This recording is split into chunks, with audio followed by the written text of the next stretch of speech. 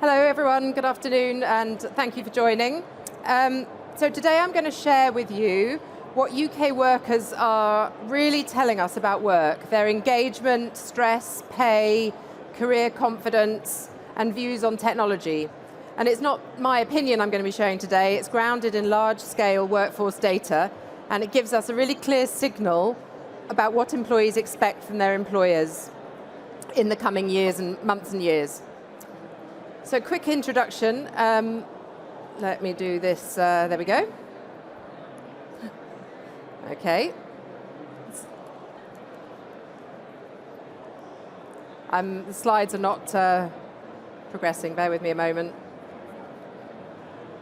Oh, it's probably because this needs to be selected and there we go, thank you. Right.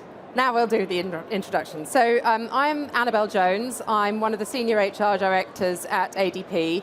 I support our international sales and marketing organization.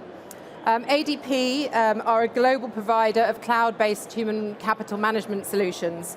And for over 75 years, we've been at the forefront of payroll and HR innovation, aimed at designing better ways of working with people at the heart of what we do. Today, I will walk you through the most relevant insights from ADP's People at Work study, with a strong UK focus, and highlight what our leaders should be thinking about as they look to the future for their organisations. So a little bit about the study. So People at Work is ADP's flagship workforce study, compiled each year by our dedicated research team. And we started this in 2015, so we're in the 11th year now, and we'll soon be publishing next year's report, this year's findings, I should say. The value of this study is its scale, its consistency year on year, and the fact it relates the employee's voice directly, which helps us as HR professionals to get a valuable outside-in perspective. So we all focus very much day to day on what's going on within our organisations. This research gives us a view of what's going on in the wider world. So UK workers are relatively well positioned compared to many countries. A lot of the workers have one job. Most of them say they're content to stay where they are. But the data also reveals that there are rising expectations around fairness, flexibility, skills and trust. Understanding these expectations is critical for organisations as they look to have that competitive advantage in the talent market, and also to sustain engagement and retain their talent. So looking at the UK, in terms of the research, so the study gave us a sample across different industries, different ages, working patterns, so it's really diverse in terms of the data that was collected. And it allows us to compare the UK sentiment to counterparts in Europe and globally. For the UK, we had about just over 1,100 responses, so it's a good proportion of the overall 11,000 responses to the survey. The core themes, there were 8 key topics, but really they fall into 4 broad categories. Engagement, skills and careers, stress and fairness, and the impact of technology, particularly AI. So what I'll go into now is a focus on the biggest implications for employers based on the survey results. Starting with engagement. So, engagement remains a challenge. In the UK, only 21% of workers say that they are fully engaged. Whilst this is actually higher than it has been in previous years, it does mean that people are still not fully invested in work. When we first did this study in 2015, it was 14%. So it's definitely improving and it's a positive trend year on year. Flexibility, team connection, autonomy are the key things that correlate strongly with engagement. And interestingly, in the demographic of the ages, what we see is the highest level of engagement is in the 27 to 39-year-olds, but the lowest level is in the 18 to 26-year-olds. So those people first coming into the workplace are the ones where we see the lowest engagement. Looking at skills and skills development and confidence, when we asked about career readiness, we can see that the level of confidence drops in the results. Only around 1 in 5 UK workers strongly believe that they have the skills that they need to progress in the next 3 years. Younger workers and knowledge workers do feel more optimistic, while the older and operational workers are feeling somewhat left behind. So skills development isn't really optional for companies. It is something that's proving critical for both retention and mobility of your workforce. When we look at the stress, the data here is showing us that it has been improving globally. The UK picture is, I would say, nuanced. What we see is a small percentage who are reporting daily bad stress, sort of at a level where it's causing them some concern. But more than 3/4 are saying that they feel overwhelmed or rattled. So only a quarter of those responding said that they actually felt they were thriving at work. So I think there's still some work to do there, even though we are seeing this improving each year. It's very slow and gradual improvement. One of the biggest contributors to the attitude and the response towards the stress was around how work is structured. So particularly people's expectations around their workload and around how they're managing that workload and about the level of control and influence they have in their work. Moving on to discrimination. So you'll see the figure at the top here. For a fifth of global workers, they still feel they're feeling some form of discrimination in the workplace. The UK is slightly lower at 15%. So that is actually higher within the ethnic minorities and different racial groups, but it is lower than the global figure. And what was interesting here, you'll see here that lower productivity and much higher rates of intention to leave a company if people feel they've been discriminated. So 50% of those people who felt they'd been discriminated in the workplace were looking for an alternative position or would be looking to move companies. So I think it's also clear that whilst diversity and inclusion is important for reputational reasons, it's also important for performance and retention of your employees.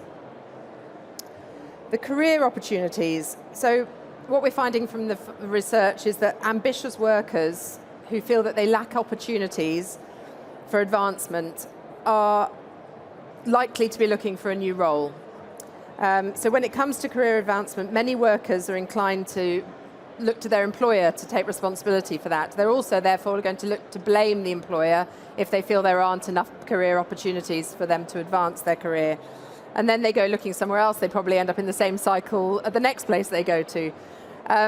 It's important to note, though, that globally workers ranked having opportunities for advancement above a flexible working schedule, above training, and even above bonus pay.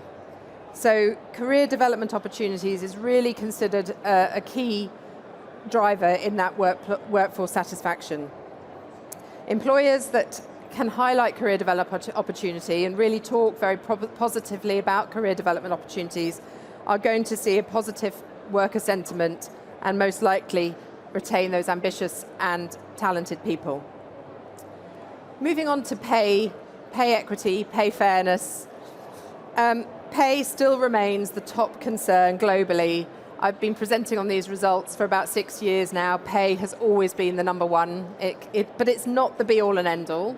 There are other things as we've looked at here, but around a quarter of UK workers still believe that their pay isn't fair for the job that they do.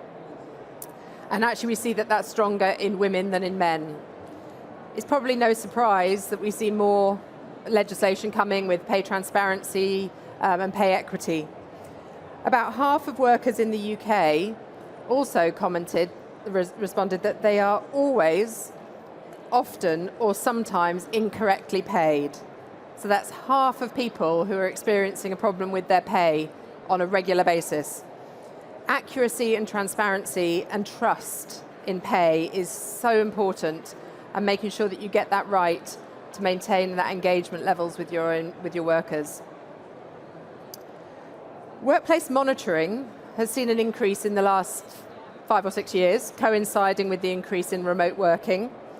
But our data suggests that it can backfire if it's not managed correctly and communicated clearly. Nearly a third of UK workers feel constantly monitored, particularly younger and remote workers. Globally, workers who felt that they were watched were almost 4 times more likely to report lower levels of productivity. So whilst you might be introducing monitoring to improve productivity, it could in fact be having the opposite effect. And around 3 times more likely to say that they experience negative stress through the impact of monitoring. So therefore leading to lower productivity and higher job turnover. So whilst the intentions of monitoring may be good, it's about making sure that you're going through clear change management and communication around the reason for it and how it's being used. Coming on to the big topic of AI, I'm sure that if you've been working around the room today, you'll have spoken about AI with most providers. It's not my place here to talk about it in detail, but what the workforce are telling us is that it's creating both an excitement about the potential, but also a fear about the impact. UK workers are more positive than European counterparts, and the responses vary also by job role. So what we're finding is knowledge workers are seeing more benefits, while skilled workers are feeling more concern about how it might impact their day-to-day tasks. Younger workers are more optimistic about the future of AI. I guess that might be through knowledge and awareness. But where that fear of AI and that uncertainty comes with that also will come an impact on that engagement and retention.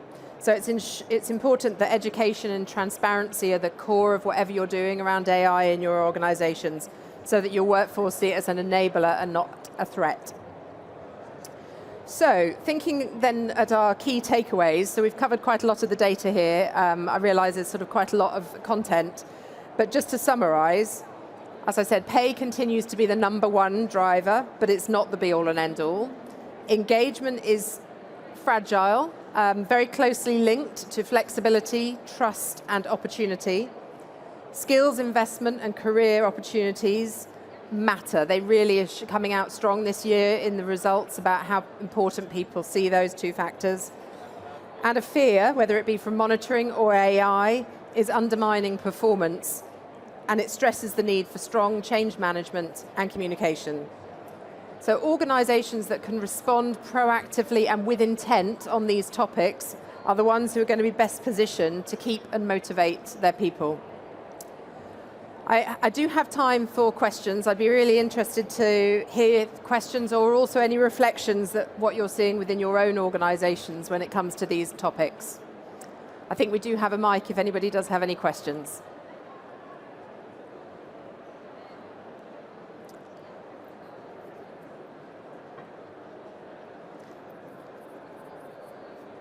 Hi, my question was based on the fact you said you had been reporting on this for about 6 years, right? Were there any other kind of large themes that you found particularly interesting in the data that came out this year?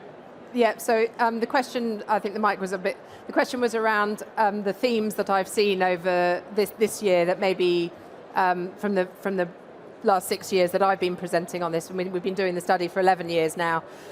So yes, I think the things I would say, some of the consistency is about pay. So that is very consistent in terms of the message around that. I think where I've seen a slight increase year on year is around stress and well-being. So first year I did this was probably 2019, so it was quite a different workplace. And I think the attitude towards stress and well-being in the workplace changed during the pandemic, and I think there was a shift in that, and I think each year we've seen that increase. And then I think the other one I would say is probably around the discrimination and the workplace. Discrimination is sort of wording it in a more negative way, but I would say there's been a more positive sentiment towards inclusion and diversity that we've seen I'd say over the last 6 years as well. So it's probably just increasing. The one I think that probably the other thing sorry, I'm now picking up all the trends, but the other one is the career opportunities. I remember like 3 or 4 years ago, it was important, it was still considered important, but I think it's become that figure there, about 50% of people would consider leaving if they're not feeling that they've got those career development opportunities. I think that's stronger than we've seen in the past. Thank you for your question.